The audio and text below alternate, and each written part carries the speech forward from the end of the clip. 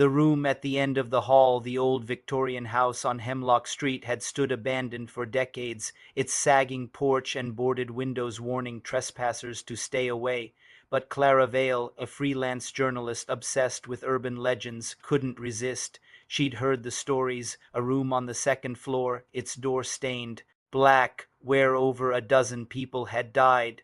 Not from murder or suicide, the locals whispered, but from something inside the room itself. They called it the death room. Clara scoffed as she picked the rusted lock. Ghost stories were for children, and she was here to prove it. Her camera hung heavy around her neck, its flash ready to illuminate the truth. The air inside was thick with rot. Her flashlight beam cut through the gloom, revealing peeling floral wallpaper and a staircase warped with age. She climbed, each creaking step echoing like a bone snap. At the top of the stairs, a hallway stretched into shadow, and there, at the very end, was the door. It was just as they'd said, pitch black, as though dipped in tar, its brass handle tarnished green. A cold draft seeped from the crack beneath it, carrying the faint scent of copper. Clara hesitated, her breath frosting in the air. This is it, she thought, the big story. The door opened silently. Inside was a bedroom frozen in time, a four-poster bed with moth-eaten curtains, a vanity draped in cobwebs, and a floor-to-ceiling mirror framed in ornate gold. Dust swirled in her flashlight's beam, but nothing seemed amiss. Disappointed, Clara snapped a photo. The flash lit the room like lightning, and in that split second she saw them, reflections. Dozens of them, layered in the mirror like stacked photographs. A man clawing at his throat, eyes bulging.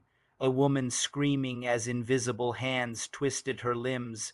A child sobbing, blood pooling beneath her nightgown.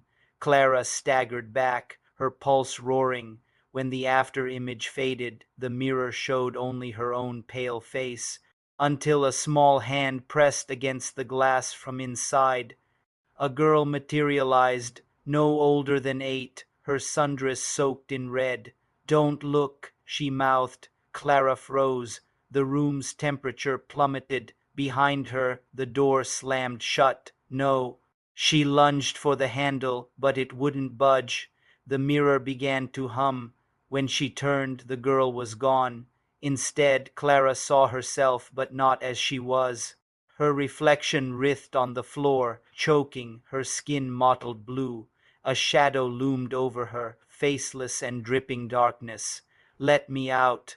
Clara screamed, battering the door. The mirror's hum rose to a shriek. She squeezed her eyes shut, but the visions invaded her mind. Strangers gasping their last breaths in this room, their terror imprinted like scars on the walls. The house fed on it, she realized. The death room was alive, hungry, and it wanted her finale.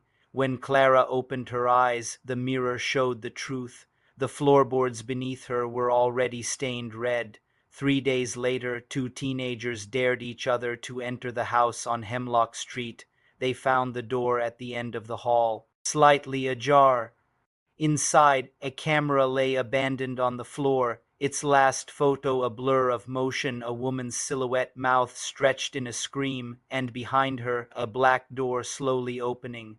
The room was ready for its next guest.